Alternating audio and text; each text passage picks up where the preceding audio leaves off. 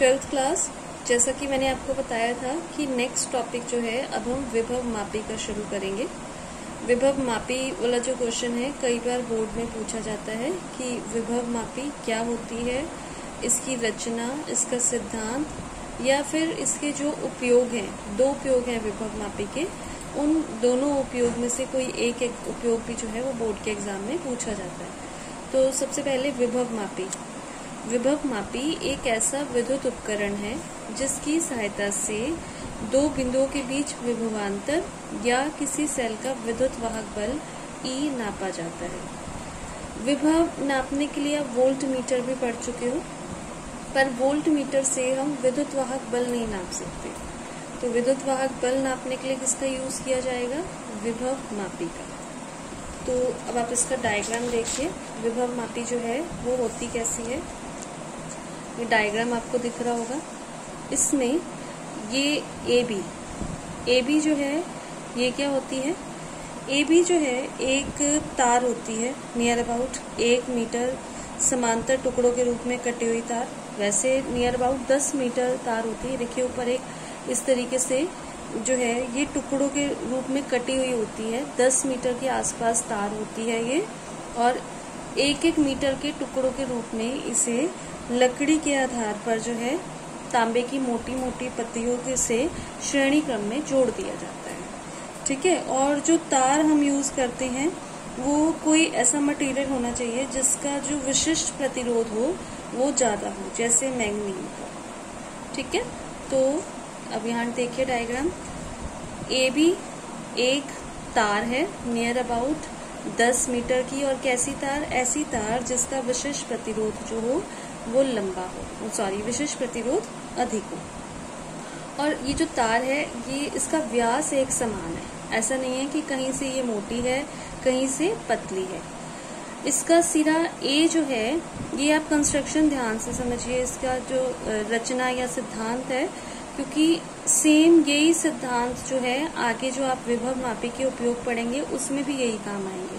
तो इसमें क्या किया जाता है कि ए को किससे कनेक्ट किया जाता है?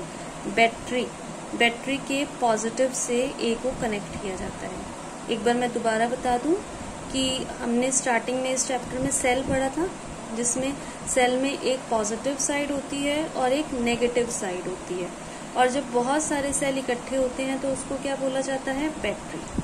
तो यहाँ आप देख रहे हैं 2 सेल हैं, इसलिए हम इसको क्या बोलेंगे? बैटरी। तो ए जो है, ए का पॉजिटिव, एक जो सिरा है उसको हम किससे कनेक्ट करते हैं? बैटरी के पॉजिटिव साइड से। और फिर साथ में क्या है? एक कुंजी मतलब स्विच। और जो बी सिरा, और साथ में और क्या है? ये है धारा नियंत्रक। धारा नियंत्रक मतलब जिससे धारा को नियंत्रित किया जाता है। ठीक है। तो इसको हम बैटरी से और इसको धारा नियंत्रक और बीच में एक कुंजी यानी कि स्विच द्वारा इसको इस तरीके से हम सर्किट तैयार करते हैं। इसको बोला जाता है प्राथमिक परिपथ, जो प्राइमरी सर्किट है वो। अब सेकेंडरी सर्किट में हम क्या करते हैं? पॉजिटिव जो साइड है इसको कनेक्ट करते हैं सेल के पॉजिटिव से। ए को किससे कनेक्ट करते हैं?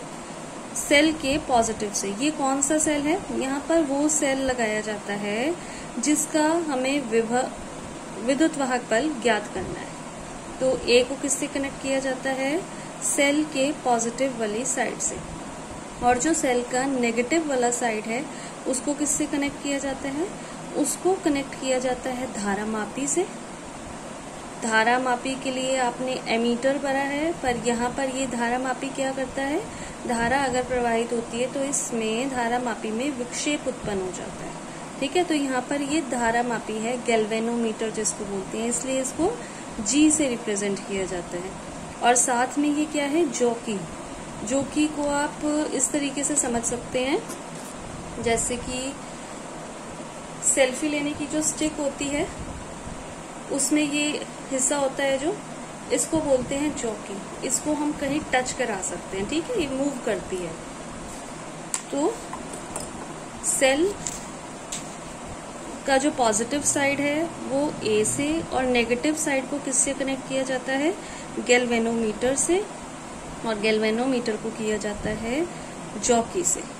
अब ये जो धारा नियंत्रक होता है, इससे हम क्या करते हैं, धारा नियंत्रक से धारा के मान को कम ज्यादा किया जा सकता है। हम क्या करते हैं, धारा नियंत्रक से धारा के मान को इस तरीके से व्यवस्थित करते हैं, इस तरीके से हम अरेंज करते हैं कि जो जॉकी है उस पर, जॉकी को जब हम ए बिंदु पर स्पर्श कराएं तो ये जो धारा मापी है इसमें विक्षेप लेफ्ट साइड पे हो जाए, और ये जॉकी को जब हम बी साइड पर स्पर्श कराएं तो ये जो जॉकी में इसमें धारा मापी में विक्षेप है वो राइट साइड में हो जाए। ठीक है, तो इस तरीके से हम धारा नियंत्रक से धारा को व्यवस्थित करते हैं। तो जब गैल्वेनोमीटर में विक्षेप जॉकी को जब हम ए पे कराते हैं टच तो बिल्कुल लेफ्ट साइड पे जाता है, बी पे टच कराते हैं तो बिल्कुल राइट साइड पे जाता है। इसका मतलब ए और बी के बीच में कहीं ऐसा बिंदु भी होगा जहां पर धारा मापी में कोई विक्षेप ना आए। जब एक बार बिल्कुल लेफ्ट जा रहा है, एक बार बिल्कुल राइट जा रहा है, तो एक मिडिल पॉइंट भी तो होगा। तो हमने वो पॉइंट माना जो बिंदु P है, ये वो बिंदु है जहां पर धारा मापी में जो विक्षेप है वो शून्य विक्षेप की स्थिति है। तो यहाँ पर जो A और P के बीच में जो विभवांतर है वो है VAP, और जो सेल का विद्युत वाहक बल है वो है E। जब चैप्टर शुरू कराया था मैंने आपको विभव प्रवणता भी पढ़ाया था। विभव प्रवणता जैसे कि आपने 11th क्लास में भी प्रवणता पढ़ी है, तो प्रवणता किसके बराबर होती है, प्रवणता बराबर होती है विभव में परिवर्तन और किसके सापेक्ष, दूरी के सापेक्ष। तो इसी तरीके से यहाँ पर विभव प्रवणता को रिप्रेजेंट करेंगे K से। तो K is equal to VAB upon L volt meter. अब जैसा कि मैं आपको बता रही हूँ कि A और P के बीच में जो विभवांतर है वो हमने लिया VAP के साथ। ठीक है, तो VAP इज इक्वल टू, यहाँ देखिए VAP इज इक्वल टू क्या है, KL। ये KL कैसे आया, K है विभव प्रवणता और K बराबर किसके है, विभवांतर बटे जो स्थिति में परिवर्तन है, VAP अपॉन L। ये L हमने क्या लिया, माना ये जो AP है, तार की जो यहाँ से यहाँ तक की लंबाई है वो है L, स्मॉल l, और ये जो पूरी तार की लंबाई है वो है कैपिटल L। तो VAP is equal to KL। तो यहाँ पर जो सेल का विद्युत वाहक बल होगा E is equal to VAP which is equal to KL।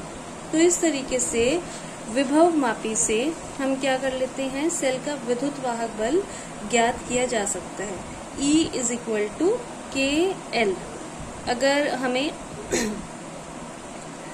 यहाँ से हम विद्युत वाहक बल भी निकाल सकते हैं प्लस विभव प्रवणता भी निकाल सकते हैं। अगर आपको विभव प्रवणता दी हुई है तो तार की लंबाई हम यहाँ पर ज्ञात कर लेंगे कि किस बिंदु पर शून्य विक्षेप आया, K और L के मल्टीप्लिकेशन से E निकल जाएगा। और अगर हमें सेल का विद्युत वाहक बल दिया हुआ है तो E का मान रखेंगे, L हमारे पास आ ही जाएगा, K का मान आ जाएगा, यानी कि विभव प्रवणता आ जाएगी। तो विभव मापी का यूज करके हम विद्युत वाहक बल या फिर विभव प्रवणता ज्ञात कर सकते हैं। E is equal to KL। इसका मतलब कि अगर हमें अपनी जो भी इसमें माप रहे हैं, चाहे विद्युत वाहक बल नाप रहे हैं या विभव प्रवणता माप रहे हैं, तो उसके लिए हमें क्या करना पड़ेगा, हमें K का मान जो है अगर हमें कम चाहिए तो इसका मतलब क्या है कि जो तार की लंबाई है, जो शून्य विक्षेप वाली स्थिति है, वो कैसी होनी चाहिए, वो उतनी ही ज्यादा होनी चाहिए। अब नेक्स्ट टॉपिक है विभव मापी के उपयोग। विभव मापी कहाँ का यूज होता है, सबसे पहले दो सेलों के विद्युत वाहक बलों की तुलना करने में यूज होते हैं। इसका डायग्राम देखते हैं।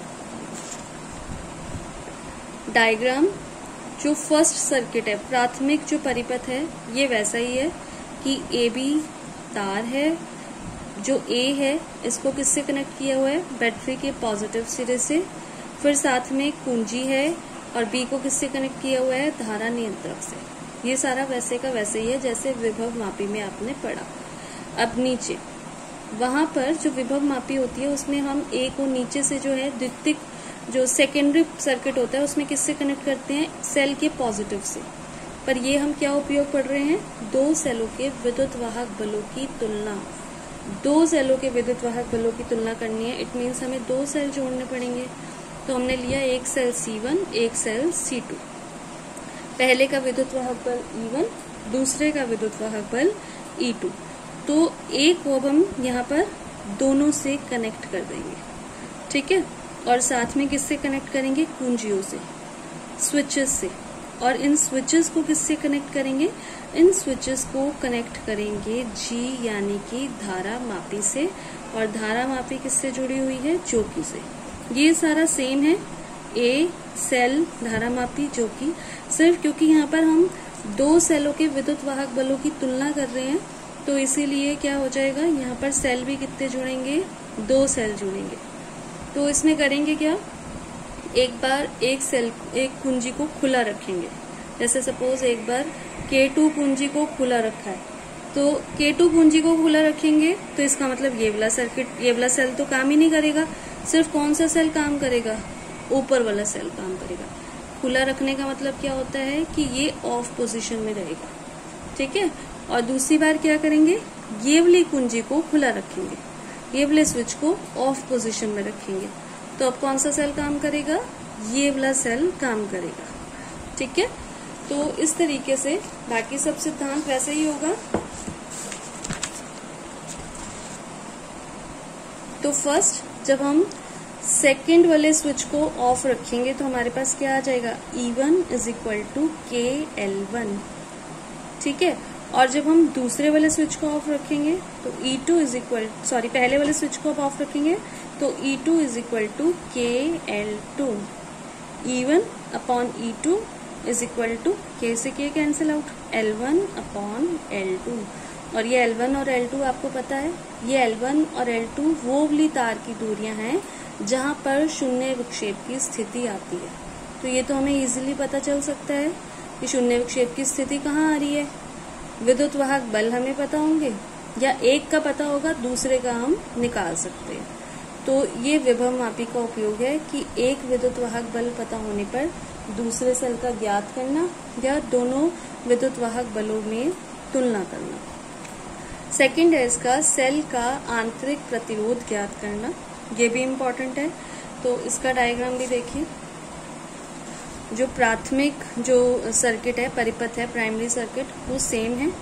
ए बी एक तार, ए का कनेक्शन बैटरी से, बैटरी का साथ में स्विच यानी कि कुंजी, साथ में धारा नियंत्रक, और इसको जोड़ दिया बी से, ठीक है। अब नीचे चेंज है, ए को हम किससे जोड़ते हैं, सेल से। यहाँ पर सेल के साथ एक आएगा प्रतिरोध बॉक्स। इसमें अलग अलग प्रतिरोध होते हैं। ये जब आप लैब में आएंगे फिर आप देखेंगे कि प्रतिरोध बॉक्स क्या होते हैं। साथ में कुंजी और फिर साथ में कनेक्शन किससे, धारा मापी से, और साथ में ये जोकी। तो इस तरीके से हम क्या करते हैं, ये सर्किट इसका बना लेते हैं। अब इसमें क्या किया जाता है कि पहले जो कुंजी है, कुंजी K को लगा के, जो ऊपर वाली कुंजी है प्राथमिक सर्किट में जो कुंजी लगती है, उसमें हम क्या करते हैं, विभवांतर स्थापित करते हैं। और धारा नियंत्रक को इस तरीके से हम व्यवस्थित करते हैं कि जब हम A और B के बीच में, जब यहाँ पर A और B के बीच में जब हम जोकी को घुमाएं तो क्या हो कि विक्षेप दोनों हो रहे हैं। मतलब A पर जब टच करें तो धारा मापी का विक्षेप इस तरह आ जाए, बी पर टच करें तो धारा मापी का विक्षेप इस तरफ आ जाए, ठीक है। अब हम क्या करते हैं, सबसे पहले K1 जो कुंजी है जो यहाँ नीचे है इसको खुला रखते हैं। मतलब यहाँ नीचे वाला जो सर्किट है ये तो पूरा ही नहीं होगा, तो जो J है इस पर हम शून्य विक्षेप की स्थिति प्राप्त कर लेते हैं। माना हमने शून्य विक्षेप जो है वो यहाँ P1 पर आया, और A से जो P1 की दूरी है वो है L1। इस टाइम हम क्या कहेंगे कि जो नीचे वाला सर्किट है वो कैसा है, खुला परिपथ है। उसको अभी हमने बंद किया ही नहीं, सिर्फ जो धारा बही वो किसकी वजह से बही, ऊपर की वजह से।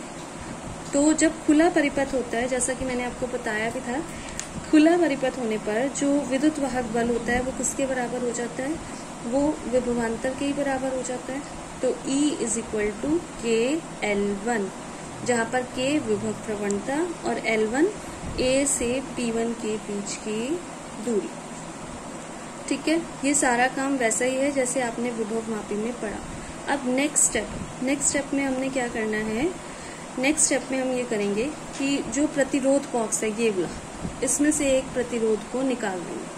कोई सा भी प्रतिरोध, माना R प्रतिरोध हमने निकाल दिया, और निकालने के बाद ये जो कुंजी है K1, इसको बंद कर देंगे। तो अब इस सर्किट में भी धारा बहने लग जाएगी।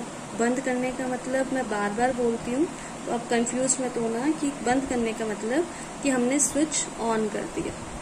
अब बंद कर दिया तो अब फिर से हम शून्य विक्षेप की स्थिति पढ़ेंगे। माना बंद करने पर जो शून्य विक्षेप है वो यहाँ P2 पर आएगा, और A से P2 की जो दूरी है वो है L2। जैसे हमने ऊपर लिया E इज इक्वल टू के L1, यहाँ पर हम E नहीं लेंगे अब, क्योंकि यहाँ सर्किट पूरा हो गया है। तो सर्किट पूरा होने पर सेल का कुछ आंतरिक प्रतिरोध भी होता है, तो इसलिए अब हम क्या लेंगे, V इज इक्वल टू के L2। E is equal to के L1, V is equal to के L2, दोनों को डिवाइड करेंगे। E upon V is equal to L1 upon L2। पहले जो मैंने आपको टॉपिक पढ़ाए थे इस चैप्टर में, उसमें आंतरिक प्रतिरोध का एक ये फॉर्मूला आया था, R is equal to E upon V minus 1 और साथ में R। E अपॉन V का मान L1 अपॉन L2, यहाँ हमने रखा L1 अपॉन L2 माइनस 1 और साथ में R। तो ये जो है, इस फॉर्मूले से हम सेल का आंतरिक प्रतिरोध ज्ञात कर सकते हैं, क्योंकि जो प्रतिरोध हम निकालेंगे बॉक्स में से उसका मान भी हमें पता होगा। जहाँ पर शून्य विक्षेप की स्थितियां आई L1 L2, उनके मान भी हमें पता होंगे। तो R इजीली इस तरीके से हम निकाल सकते हैं विभव मापी की सहायता से। अब आपका ये चैप्टर पूरा हो गया है।